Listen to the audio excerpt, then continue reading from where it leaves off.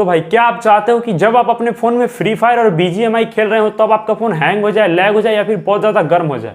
नहीं ना। तो इस वीडियो को आप ध्यान से देखिए, क्योंकि मैं इस वीडियो में आपको बताने वाला हूं कि जब भी आप फ़ोन बाई करने जाते हैं, चाहे आप एक नया फ़ोन खरीदने जाते हैं या फिर आप कोई पुराना फ़ोन खरीदने जाते हैं, तो भाई उसमें क्या ऐसा चीज़ देखेंगे कि भाई आपको गेमिंग एक्सपीरियंस बढ़िया दे, अगर आप कैमरे के लिए फ़ोन ले रहे हैं तो वो भी बढ़िया दे। तो भाई इस तरीके की चीज़ें इस वीडियो में हम डिस्कस करेंगे कि भाई फ़ोन में ऐसा क्या देखा जाए कि आपको हर एक तरीके से एक बेटर परफॉर्मेंस देने की कोशिश करे।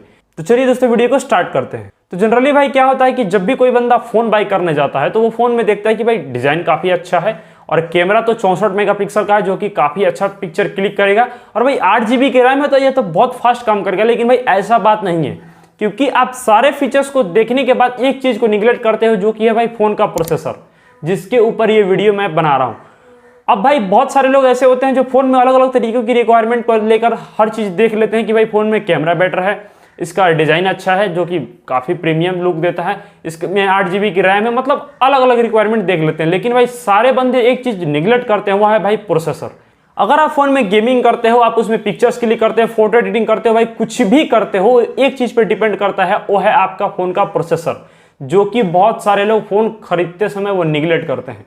तो भाई इस वीडियो में आपको बताना चाहूँगा कि आपको पता होगा कि CPU कंप्यूटर का दिमाग होता है, वैसे ही भाई फ़ोन का जो CPU है उसके लिए उसका दिमाग है।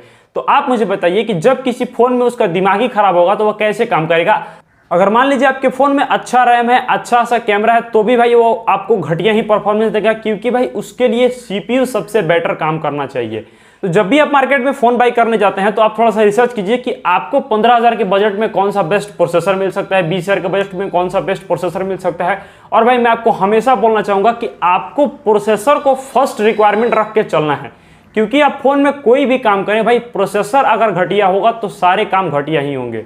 तो प्रोसेसर को फर्स्ट रिक्वायरमेंट मान के चलना है और आपको एक बेस्ट से बेस्ट प्रोसेसर अपने लिए चुनना है, ताकि आप गेमिंग कर सकें, आप नॉर्मल काम कर सकें, आप मल्टीटास्किंग कर सकें, कुछ भी कर सकें। लेकिन भाई अगर प्रोसेसर बेस्ट होगा तो फ़ोन बेस्ट ही काम करेगा, चाहे आपके फ़ोन में 6 GB की रैम हो, 8 GB की रैम हो। और कई बार ये ऐसे होता है कि भाई 8 GB की रैम वाला फ़ोन स्लो हो जाता है और 6 GB वाला फास्ट हो जाता है। क्यों? क्योंकि उसमें प्रोसेसर बेस्ट होता है।